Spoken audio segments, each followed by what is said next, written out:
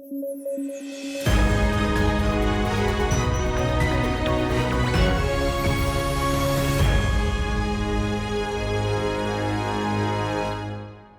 News at 9 में आपका स्वागत है। मैं हूं विरत दुबे। आइए जल्दी से नजर डालते हैं आज की हेडलाइंस पर।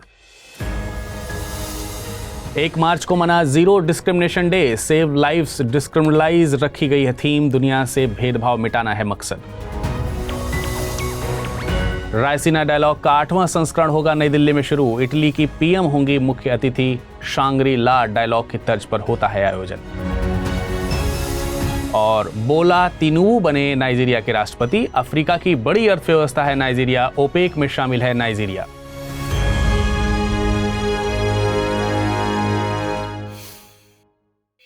चलिए खबरों में आगे बढ़ते हैं, लेकिन उससे पहले एक महत्वपूर्ण सूचना आपको देता हूं। आप सब लोगों को मालूम है कि पिछले माह यानी 14 फरवरी को हमने स्टडी IQ IAS हिंदी के प्लेटफॉर्म पर हिंदी माध्यम के बच्चों के लिए यूपीएससी की प्रिपरेशन के लिए फाउंडेशन बैच शुरू किया था, जिसमें शानदार सफलता मिलने के बाद अब स्टडी IQ IAS हिंदी ने दूसरा बैच ओपन किया है, जिसमें 11 मार्च से कक्षाएं प्रारंभ हो जाएंगी। इस बैच में एडमिशन लेने के लिए एडमिशन ओपन हो चुके हैं। इसकी अधिक जानकारी आपको डिस्क्रिप्शन बॉक्स में दिए गए लिंक से प्राप्त हो पाएगी। एडमिशन लेने के लिए अमृत लाइव कोड का इस्तेमाल कीजिए। साथ ही यदि अगर आप इस बुलेटिन को PDF फॉर्मेट में पढ़ना चाहते हैं तो अमृत उपाध्याय 007 इस टेलीग्राम से डाउनलोड कर आसानी से पढ़ सकते हैं। 1 मार्च को दुनिया भर में जीरो डिस्क्रिमिनेशन डे मनाया गया। यह दिन दुनिया में प्रचलित हर तरह के भेदभाव के खिलाफ आवाज उठाने की बात करता है। इस साल की थीम सेव लाइव्स डिस्क्रिमिनलाइज रखी गई है। इसका मकसद लोगों को एक गरिमापूर्ण भेदभाव रहित जीवन को लेकर जागरूक बनाना है। इस दिन को यूनाइटेड नेशंस द्वारा पहली बार 1 मार्च 2014 को मनाया गया था। इसे UNAIDS द्वारा जीरो डिस्क्रिमिनेशन कैंपेन के चलते मनाया गया था।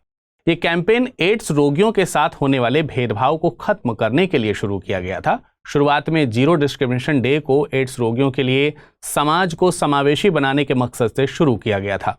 बाद में इसे हर तरह के भेदभाव को दूर करने की बात को शामिल कर लिया गया। आपको बता दें, दुनिया के कई देशों में कुछ ऐसे कानून बनाए जाते हैं जो लोगों के साथ किसी विशेष धर्म, समुदाय, लिंग का होने की वजह से भेदभाव करते हैं। उनका समाज के बनाए किसी खांचे से अलग होना भर ही उनके मौलिक अधिकारों से वंचित कर देता है।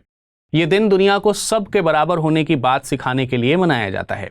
भारतीय संविधान के अनुच्छेद 15 के मुताबिक राज्य किसी नागरिक के प्रति केवल धर्म, मूल वंश, जाति, लिंग या जन्म स्थान के आधार पर भेदभाव नहीं करेगा।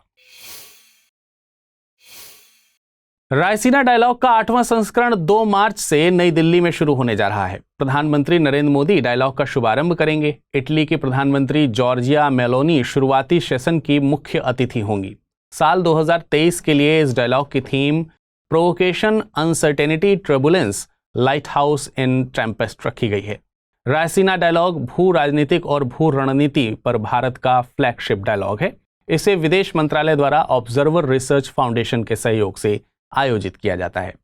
बीते 8 सालों में यह डायलॉग संरचनात्मक सुधारों को बढ़ावा देते हुए दुनिया में अंतर्राष्ट्रीय मुद्दों पर अहम सम्मेलन बनकर उभरा है। गौरतलब है कि इस सम्मेलन की शुरुआत साल 2016 में हुई थी। इसे सिंगापुर में आयोजित होने वाले शांग्री ला डायलॉग की तर्ज पर शुरू किया गया था। रायसीना डायलॉग का नाम नई दिल्ली स्थित रायसीना हिल्स के नाम पर रखा गया है, जहां पर भारत का राष्ट्रपति भवन, PMO और अन्य अहम सरकारी कार्यालय स्थित हैं।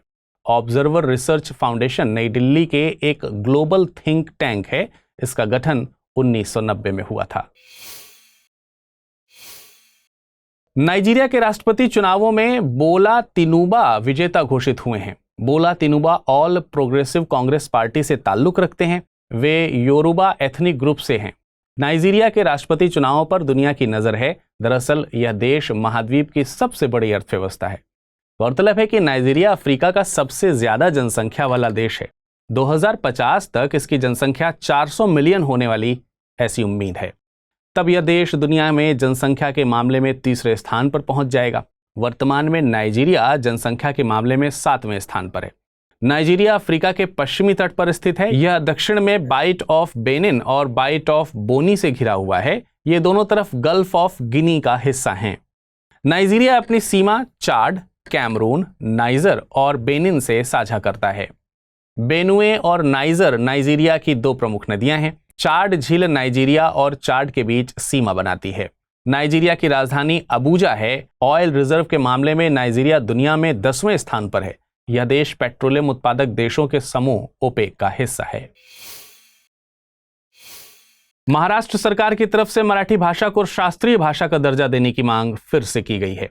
ये मांग 27 फरवरी को मराठी भाषा गौरव दिवस के अवसर पर की गई है। ये दिन मराठी भाषा के प्रसिद्ध कवि वी शिखरडकर की जयंती के अवसर पर मनाया जाता है। गौरतलब है कि साल 2004 में भारत सरकार ने घोषणा की कि जो भाषाएं कुछ निश्चित आवश्यकताओं को पूरा करेंगी उन्हें भारत की शास्त्रीय भाषा का दर्जा दिया जाएगा।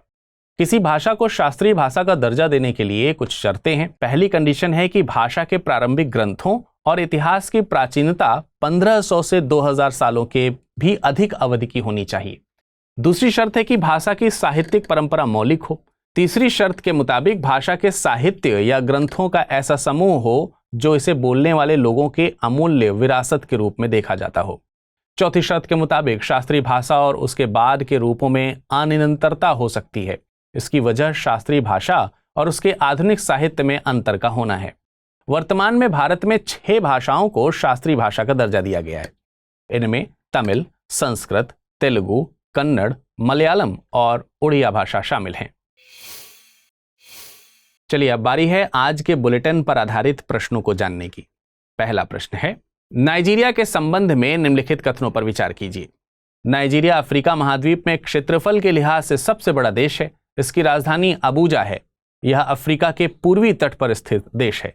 उपयुक्त में से सही कथन या कथनों का चुनाव कीजिए।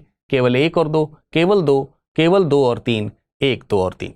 अगला प्रश्न है, रायसीना डायलॉग के संबंध में निम्नलिखित कथनों पर विचार कीजिए। साल 2023 की theme provocation, uncertainty, turbulence, lighthouse in tempest रखी गई है। इसकी शुरुआत साल 2016 से हुई थी।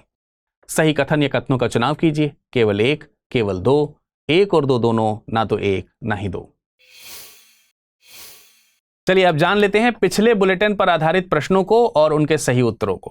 पहला प्रश्न था, राष्ट्रीय विज्ञान दिवस के संबंध में निम्नलिखित कथनों पर विचार कीजिए। यह दिन 28 फरवरी को मनाया जाता है। इस दिन को सर सीवी रमन की जयंती के अवसर पर मनाया जाता है। सर सीवी रमन को रसायन के क्षेत्र में नोबेल पुरस्कार से सम्मानित किया गया था। उपयुक्त में से सही कथन या कथनों का चुनाव कीजिए। केवल 1, केवल 1 और 2, केवल 2 और 3, 1, 2 और 3। इसका सही जवाब है विकल्प ए, यानी केवल एक कथन सही है। इस दिन को रमन प्रभाव की खोज के दिन के अवसर को सेलिब्रेट करने के लिए मनाया जाता है। सर सीवी रमन को भौतिकी के क्षेत्र में नोबेल पुरस्कार से सम्मानित किया गया था। अगला प्रश्न था, हाल ही में ट्रेड एंड टेक्नोलॉजी काउंसिल की घोषणा भारत ने किस समूह के साथ की है? EU, ब्रिक्स, एशियान या SCO? इसका सही जवाब है ए, यानी EU, यूरोपीय यूनियन। आज के बुलेटिन में फिलहाल इतना ही। आशा करते हैं आप सभी लोगों को आज के बुलेटिन में सुनाई गई सभी खबरें समझ में आई होंगी। फिर कल कुछ नई खबरों के साथ आपके समक्ष हाजिर होंगे। तब तक के लिए नमस्कार, धन्यवाद।